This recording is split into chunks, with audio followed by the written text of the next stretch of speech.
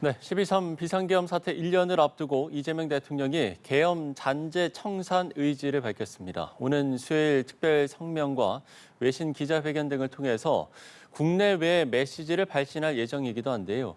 비상계엄 사태와 관련한 여야의 대치는 격화하고 있습니다. 관련 내용을 포함한 정치권 이슈들 박원석 전 국회의원, 이용호 전 국회의원 두 분과 함께 자세히 이야기 나눠보도록 하겠습니다. 두 분 어서 오십시오. 자, 이재명 대통령이 비상계엄 사태 1년을 맞아서 특별 성명을 발표합니다. 계엄 1년 메시지에 과연 어떤 내용이 담길 것인가 어떻게 전망하십니까? 앞서 기자의 취재 영상에도 나왔습니다만 네. 작년 12월 3일 비상계엄을 조기에 어쨌든 해제하고 극복할 수 있었던 가장 큰 힘은 국회 앞에 모여서 계엄군의 그런 어떤 무장에 맞섰던 그 시민들의 저항이었다고 생각합니다. 예. 이재명 대통령이 그에 대해서 다시 한번 이제 감사를 표하고 그런 이제 시민의 힘이 우리 민주주의의 원동력이다라는 입장을 표명하시지 않을까 싶고요. 그리고 빠른 시간 내에 이 계엄을 극복하고 새 정부가 출범함으로써 네. 대한민국 민주주의가 정상화되고 있다는 것을 전 세계를 향해서 알렸는데요. 그 점에 대해서 이른바 이제 K민주주의가 정상으로 돌아왔고 정상으로 기능하고 있다라는 것을 여러 외신 기자들 앞에서 다시 한번 표명하지 않을까 싶고, 그리고 내란의 완전한 청산과 나아가서 이제 국민 통합으로 나가자라는 비전을 함께 제시하지 않을까 그렇게 예상합니다. 예. 계엄을 해제할 수 있었던 건 시민의 힘이 원동력이었고 또 대한민국의 회복력, 또 통합의 메시지가 나올 것 같다라고 전망을 해주셨는데 어떻게 좀 예상을 하십니까? 저도 뭐 그럴 것 같아요. 네. 그런데 이제 계엄이 된 지 1년이 되지 않았습니까? 국민들은 이제 뭐 내란의 극복 청산 이거보다는 예. 앞으로 대한민국이 어떻게 나아갈까 하는 부분을 더 듣고 싶을 것 같아요. 네. 우선은 뭐 계엄 그리고 탄핵 때문에 이재명 대통령이 또 정권을 잡게 됐고 또 저 취임 6개월이 이제 거의 돼가고 있고요.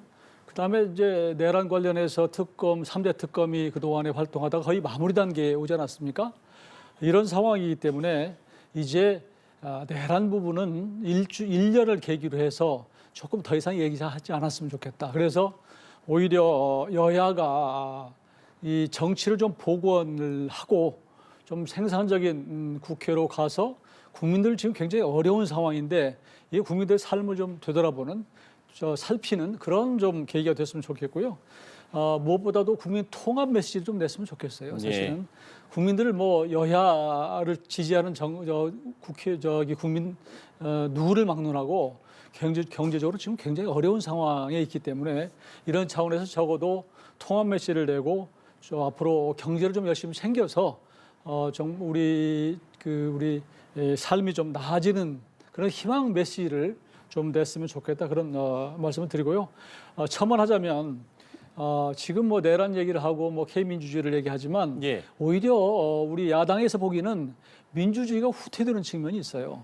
사법부의 뭐 사법개혁이라는 이른바에 사법부를 흔들고 사법부를 압박하는 이런 일이 자꾸 벌어지고 있는데 그보다는 오히려 민주주의를 삼권 분립을 존중하는 그런 어떤 좀 1년을 계기로 해서 계기로 삼아서 좀 나아갔으면 좋겠다는 주문을 드립니다.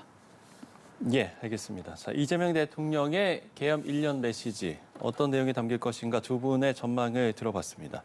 자, 그런가 하면 국민의힘 내에서는 지금 이 계엄과 관련 사과와 관련해서 지금 당내에서도 좀 갈등이 있는 상황인데 이 계엄 관련 사과 요구에 대해서 장동혁 국민의힘 대표가 과거에서 벗어나자고 외치는 것 자체가 오히려 이제 과거에 머무는 거다. 저들이 만든 운동장에서 싸우면 안 된다. 이렇게 이야기를 했거든요. 당내 일각의 계엄 사과 요구에 글쎄 일축했다라고 봐야 되는 겁니까? 어떻게 봐야 그렇게 됩니까? 봐야 되겠죠. 그러니까 지극히 형식적인 사과조차 할 의향이 없다라는 거를 이제 오늘 메시지를 통해서 다시 한번 확인할 수 있을 것 같고요. 예. 국민의힘에서는 여러 차례 이미 사과를 했다라고 얘기를 하고 있습니다만 그 사과를 했는지 여부는 국민들이 평가하는 겁니다. 국민의힘이 스스로 자화자찬식으로 얘기하는 게 아니고요. 예. 그리고 윤석열 전 대통령이 저지른 그 엄청난 짓에 비하면 여러 차례 사과를 하면 뭐가 어떻습니까?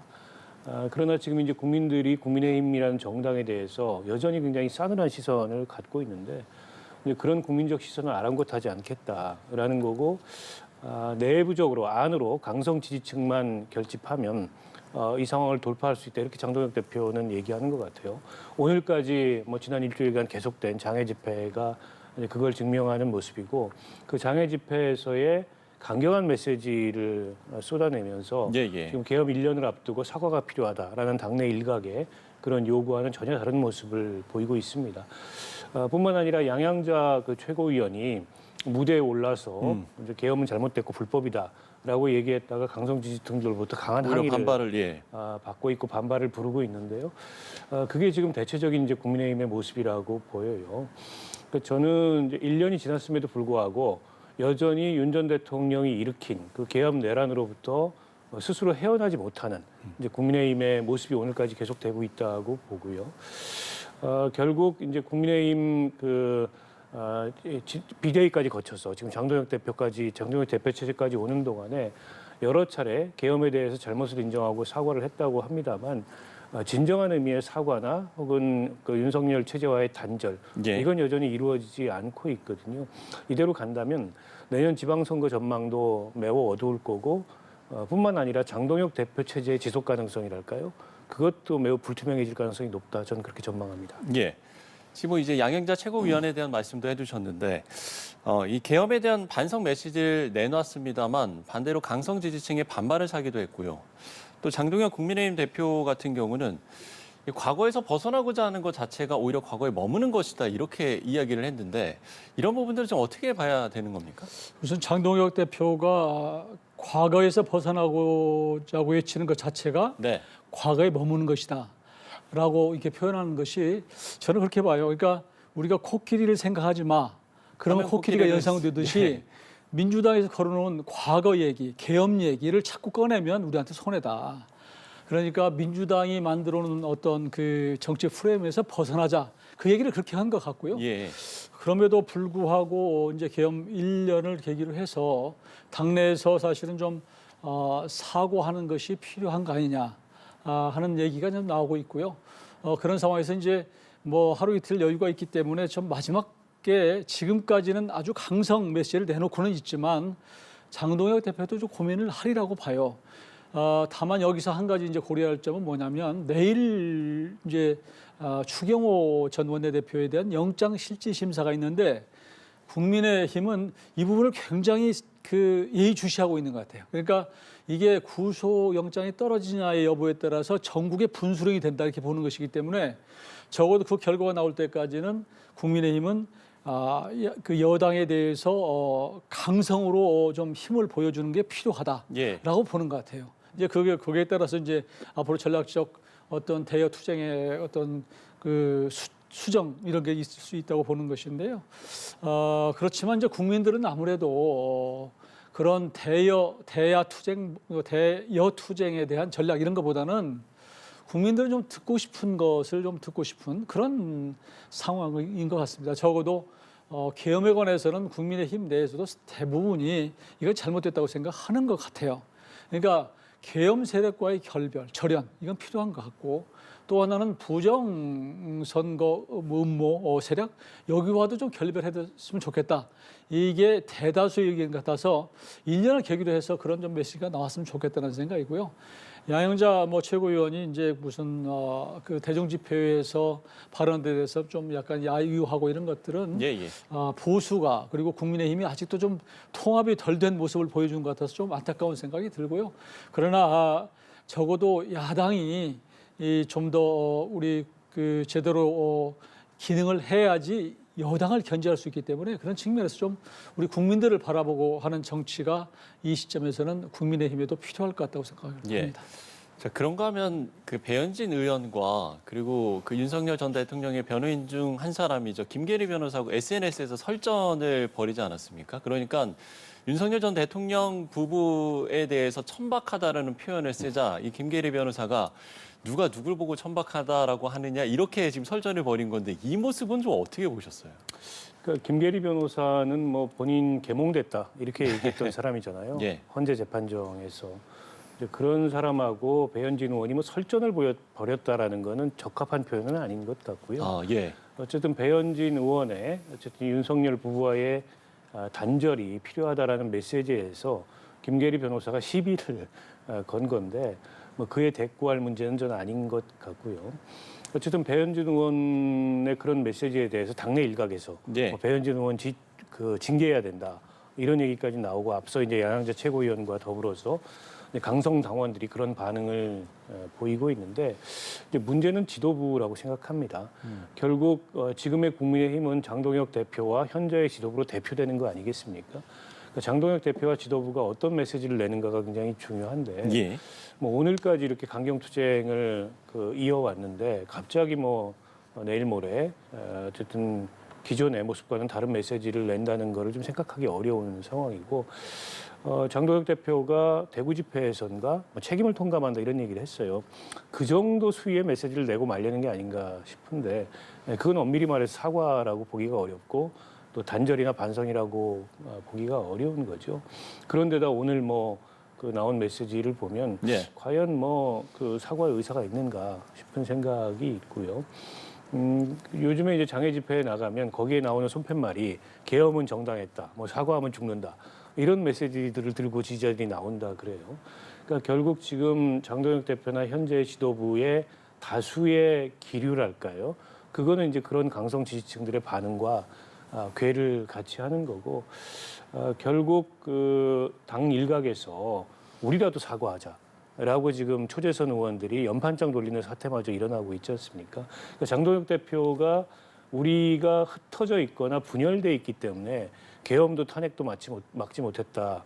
우리는 더 똘똘 뭉쳐야 된다 얘기하지만 예. 결국 현재 지도부가 당 내부를 뭉치지 못하게 만드는 그런 원인 제공을 하고 있고 오히려 더 큰 이 내홍과 분열 속으로 국민의힘이 접어들지 않을까 싶은데요. 저는 어쨌든 수권 정당임을 자부하는 그리고 대한민국의 보수 정당의 오랜 명맥을 계승하는 정당임을 자부하는 그런 지금 국민의힘이 윤석열 전 대통령이 일으킨 내란과 왜 이토록 단절하지 못하고 왜 이렇게 국민들로부터 외면당하고 있는지 그걸 이렇게 성찰하고 회복하는 능력이 왜 이렇게 떨어졌는지 참 안타깝습니다. 예, 우리라도 사과를 해야 한다라는 이제 당내의 목소리가 나오고 있는 상황에서 지금 이제 SNS 이 설정까지 지금 벌어지고 있는 이 모습들은 좀 어떻게 보셨는지요? 국민들이 그런 모습을 보고 싶지 않을 것 같아요. 네. 우선은 김건희 여사와 관련해서는 사실은 수사 그리고 재판 과정에서 우리 국민들이 민낯을 봤다고 그럴까요? 나름대로는 많이 실망하고 때로는 화도 나고 하는 그런 상황인 것 같아서 아마 국민들 마음속에 그 사람이 어떤 정도의 사람인가를 이미 어떤 결정을 해놓고 있는 상태라고 봐요. 그러니까 굳이 김건희 여사에 대해서 이런저런 언급하는 것 자체가 이 시점에서 무슨 의미가 있을까? 그럼에도 불구하고 이제 정치인이 좀 극단적인 언어를 써서 하는 것에 대해서 좀 또 변호사라는 사람이 또 거기에 대해서 또 언급을 해서 더 그 기사가 나오고 또 이슈화되고 있는데요. 저는 이런 모습이 바람직하지 않다고 보고 우선 또 변호인이라고 하는 사람들은 변호를 할 일이지 정치하는 게 아니거든요. 근데 굳이 요즘에 보면은 몇몇 변호사들이 마치 본인이 정치인인 것처럼 언행하는 것은 결코 보수에도 국민의힘에도 본인에게도 바람직하지 않다고 생각을 합니다. 저는 국민들이 참 그런 모습을 보면서 많이 화를 낼 것 같다, 보고 싶지 않다 이런 생각을 할 것 같고요. 정말로 이게 계엄 이제 1년 계기로 해서 한 번은 뭔가 매듭을 좀 짓고 국민들에게 새로 다가가는 어떤 보수 정당의 면모를 좀 보였으면 좋겠는데 그러지 못하고 자꾸 이런 것들이 반복되는 것에 대해서 참으로 안타깝고 답답하다 이렇게 말씀드립니다. 예, 알겠습니다. 자, 그런가 하면 정청래 대표가 최고위에서 2차 종합특검을 검토해야 할 시점이라고 밝혔는데요. 관련한 여야 대표 목소리 듣고 와서 이야기 나눠보겠습니다. 사법개혁으로 사법부를 국민의 품으로 돌려놓겠습니다. 연내에 내란 전담 재판부 설치, 대법관 증언, 조작 기소 등을 처벌할 법 왜곡죄 등을 포함한 사법개혁 법안을 처리할 것을 다시 한번 약속드립니다. 2차 종합특검을 검토할 시점입니다. 이 실체를 밝히려 노력했지만 번번이 그 길목을 가로막는 법원의 구속영장 기각으로 구명 로비의 진실의 문은 열 수 없었습니다. 돈 먹는 특검을 추가로 또 만들겠다고 합니다. 정치 특검에 266억 혈세를 퍼붓고 대규모 인력을 투입했지만 맹탕 수사 실패한 특검으로 이미 판명이 됐습니다. 추가 특검을 하겠다는 이유는 뻔합니다. 내년 지방선거까지 거짓 공세와 정치 공작을 지속하기 위해서입니다. 사법부 겁박에도 내란머리가 뜻대로 되지 않자 내란 전담 재판부 추진도 다시 끄집어내고 있습니다. 네, 여야의 대표 목소리를 듣고 왔습니다. 지금 이제 민주당에서 3대 특검의 미진한 부분을 모아서 종합특검 하자 이제 이런 이야기가 나온 거잖아요. 이 이야기 어떻게 들으셨습니까? 뭐 그런 의견이 여당 내부에 있는 건 맞는데 네. 아직 결정된 건 아닌 것 같습니다. 오늘 정청래 대표도 이제 검토 의견이라고 얘기를. 예, 뭐 추진하자 이제 뭐 이런 차원인 거죠. 네. 네, 그렇습니다. 그러나 저는 뭐 그다지 바람직하진 않다고 생각해요. 네. 그러니까 지금 진행되는 3대 특검이 역대 다른 특검에 비해 수사 기간이 굉장히 길었습니다. 최장 150일까지 이 수사를 할 수 있도록 이제 특검이 진행을 하고 있고 연말에 이제 종료가 되는데 물론 미진한 부분이 있을 수 있어요. 근데 그거는 얼마 전에 이제 활동 기한을 종료한 그 최혜병 특검에서 보듯이 국가수사본부로 그 채 수사되지 않은 부분을 넘겼지 않습니까? 그렇게 이제 다른 수사기관으로 이관을 하면 되는 거지. 특검이 계속된다 그래서 실효를 거둔다고 보장할 수는 없거든요. 네네. 그런데다가 특검 수사에 대한 피로도가 만들어질 수 있습니다. 그러니까 문재인 정부 시절에 적폐청산을 진행을 했는데 그게 이제 조금 장기화됨으로 인해서 어떻게 보면은 국정 운영에 도움이 된다기보다도 역효과가 발생했다 이런 지금 사후적인 평가가 있잖아요. 그 점을 저는 반면교사 삼아야 된다고 생각하고요. 특검 수사를 강도 높게 하되 이제 예정된 기한 내에 신속하게 마무리를 짓고 그리고 이제 주요 이 혐의자들 대부분은 기소가 돼가지고 재판에 회부가 되기 때문에 앞으로 중요한 건 이제 공소 유지가 중요하지 새로운 수사를 착수하는 게 중요하다고 생각하지 않거든요. 예. 그런 점을 감안을 한다면 어쨌든 지금 특검 수사에도 여전히 미진한 점이 남아 있다는 점을 강조할 수는 있고 그것까지 추후에 경찰이나 검찰에서 수사가 이루어져야 된다라는 점을 뭐 강조하는 건 좀 타당하다고 보는데 네. 이걸 또 다른 특검으로 연장한다는 거는 글쎄 부작용이 더 클 수 있다 이런 점을 고려해야 된다고 봅니다. 예. 국민의힘에서는 이게 이제 지방선거를 염두에 둔 게 아니냐 이제 이렇게 좀 보는 것 같은데요.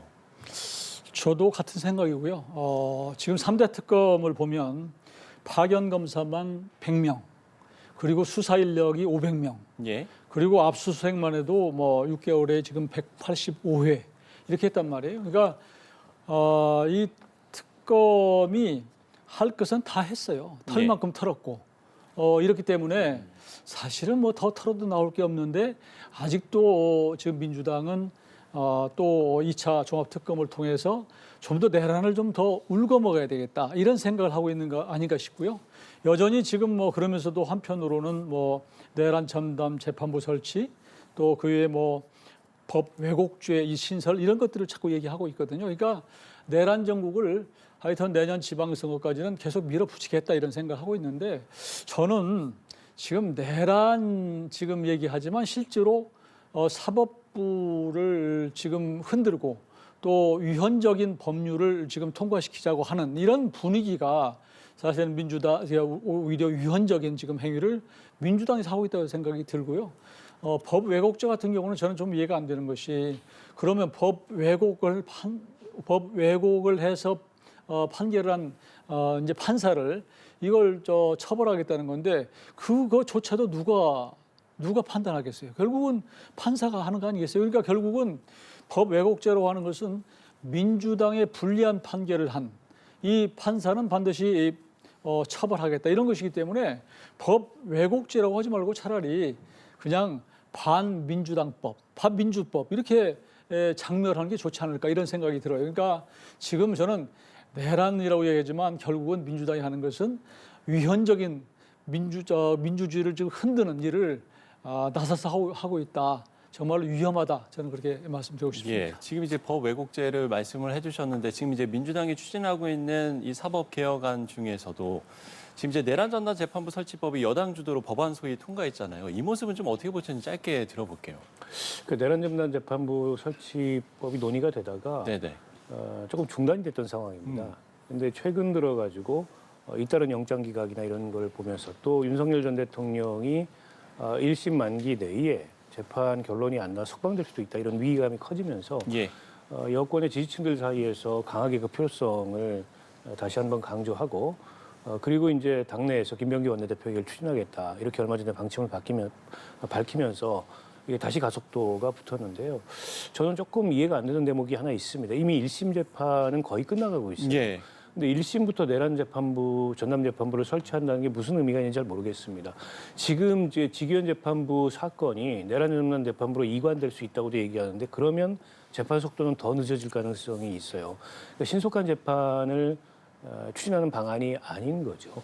그런데다가 이게 이제 위헌 논란이 있습니다. 결국 사법권은 법관으로 구성된 법원에 속한다라는 헌법상의 규정이 있는데 거기에 좀 어긋나는 거 아니냐라는 지적이 있고요. 물론 이제 여당에서는 그런 위헌성 소지를 없애기 위해서 그 추천 주체에서 정치권을 빼고 뭐 법무부와 헌재와 그다음에 법관 대표자 회의 요걸 이제 추천 주체로 한다고 얘기를 하고 있습니다만 그럼에도 불구하고 그 논란이 있을 수 있거든요. 조금 더 신중했으면 하는데 일단 법사위 법안 소위를 통과했기 때문에 법사위 통과까지는 기정사실이라고 봐야 될 것 같아요. 다만 이거를 지금 같은 속도로 계속 추진할 건지 그리고 제가 앞서 말씀드렸듯이 이미 1심이 결심까지 이르러서 이제 거의 종결 단계에 왔는데 지금 시점에 이걸 통과시켜서 현재 진행 중인 1심을 내란 전담 재판부로 이관한다는 게 과연 현실성이 있는 얘기일지 한번 신중하게 판단을 해봐야 된다고 봅니다. 예. 자, 민주당 이슈를 한 가지만 더 좀 짧게만 짚어보겠습니다. 지금 민주당이 이제 정청래 대표가 추진하는 권리당원 대의원 1인 1표제 의견 수렴을 위해서 토론회를 열었는데 여기에 이제 정청래 대표 사퇴를 요구하는 피켓까지도 좀 나왔고요. 이런 모습들을 어떻게 보셨는지 좀 짧게 한 말씀 듣겠습니다. 결국은 민주당 내에도 그 친명 세력 그리고 친청 세력 이게 좀 분화되는 것 같아요. 그러니까 결국은 당권을 갖고 있는 정청래 대표가 앞으로 지방선거에서 공천권도 행사를 하고 그리고 지방선거에서 이겼을 경우에 그 이후에 이제 다시 전당대회에서 다시 대표로 출마해서 하는 그런 데에 좀 유리하게 하기 위한 지금 제도의 변경 같은데요. 이런 데 대한 어떤 뭐 반발 작용들이 있는 것이 아닌가 싶고요. 결국은 현 상황을 바꾸어서 뭔가 대의원제를 없애고 1인 1표로 하는 것은 예. 그것은 본인한테 유리한 제도를 도입하기 위한 것이다라는 생각이 들어서 지금 민주당도 지금 국민의힘이 워낙 존재감이 없는 상태에서 집권 여당, 거대 집권 여당 내에서 세력 분화가 일어나고 있는 모습을 우리가 보고 있는 거다. 저는 그렇게 보고 있습니다. 예. 지금 이제 1인 1표제와 관련해서 그 방향성은 맞는데 왜 이렇게 급하게 추진하냐 뭐 이 시기를 갖고 좀 나온 목소리들이 나오는 것 같은데요. 좀 어떻게 보세요? 그 시기 절차 방식에 대한 문제 제기가 있었고 예. 수기가 부족하다는 지적이 있어서 오늘 저런 토론회도 갖는 것 같아요. 근데 앞서 말씀하셨듯이 방향이나 내용에 대해서는 이견이 없기 때문에 또 방향이나 내용에 대해서 뭔가 이견을 제시하기 어려운 그런 그동안의 당내 분위기가 있기 때문에 지금 5일로 예정돼 있나요? 그 중앙위원회의 안건 상정이 돼서 통과될 것 같습니다. 다만 정청래 대표의 재선용 룰 세팅 아니냐, 당대표로 다시 재선되기 위한 이런 일각의 의혹이 있어서 이제 그에 대한 어떤 문제 제기는 설사 이게 개정된다 하더라도 계속될 가능성이 있고요. 물론 이제 정청래 대표는 아니라고 얘기합니다. 이게 나를 위한 게 아니고 그동안에 우리가 이 방향을 지향해 왔던 거고 이 시점에 본인이 또 이제 당대표 선거 공약으로 내걸었던 사안이기도 한데 개정이 필요하기 때문에 한다 이렇게 얘기를 하고 있어요. 그러니까 결국 내년 전당대회에서 앞서 이제 무슨 명청 갈등 이런 말씀도 해주셨는데 정청래 대표의 재선 여부 또 이재명 대통령이 지난번에 박찬대 의원을 측면 지원했던 그런 전당대회가 진행이 되는데 그럼에도 불구하고 정청래 대표가 당선이 됐어요. 그러니까 이거를 이제 소위 말하는 이제 그 현재 권력 핵심부에서 어떻게 대할 건가 내년 전당대회를 이게 이제 관건인 것 같습니다. 그래서 어떻게 보면은 내년 전당대회에 구도랄까요? 네. 이런 게 좀 조기점화될 가능성이 있다 이렇게 봅니다. 예, 알겠습니다. 자, 정치권 이슈도 살펴봤습니다. 박원석 전 국회의원, 이용호 전 국회의원 두 분과 함께 얘기 나눠봤습니다. 오늘 말씀 고맙습니다.